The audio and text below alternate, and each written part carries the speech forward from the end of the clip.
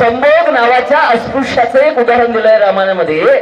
आणि त्यात असं आहे की रामाच्या राज्यामध्ये एका ब्राह्मण पुत्राचा मृत्यू होतो. तेव्हा सर्व ब्राह्मण एकत्र येतात आणि राजा रामाकडे जातात आणि म्हणतात की राजे राम, तुमच्या राज्यात काय होत आहे? आमचे ब्राह्मण मृत्युमुखी पडत आहे.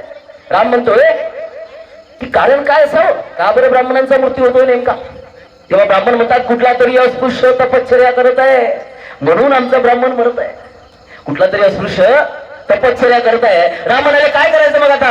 चला निघू, शोधू आणि त्याचं शीरकरण करून टाकायचं. राम आणि ते ब्राह्मण सर्वच्या सर्व शोधायला निघाले. गावाच्या बाहेर आले. एका झाडाला उलटा लटकलेला संभोग तपश्चर्या करत होता, उलटा लटकून सर्वांना दिसलं. ब्राह्मण म्हणाले की रामराजे बघा, आम्ही म्हटलं होतं ना, एकदम सत्य आहे, आमच्या ब्राह्मणांचे मृत्यू हा तपश्चर्या करत आहे म्हणूनच झाले.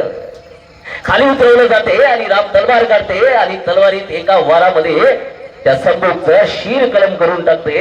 आम्हाला कधी समजलंच नाही हो की आमचा दोषी राम आहे की ते ब्राह्मण आहेत की तो रामायण लिहिणार आहे. आता या तिघांपैकी कोणीतरी दोषी असेल. आम्हाला तुम्ही दोषी शोधून द्या. तिघांपैकी कोण? तुम्ही आमचा दोषी कोण जर आम्हाला शोधून देण्यासाठी मदत कराल, यापुढे भविष्यात कधीच देवा धर्मांवर आम्हाला टीका करायची, देवा धर्माच्या विरोधात बोलायची मुळातच गरज पडणार नाही.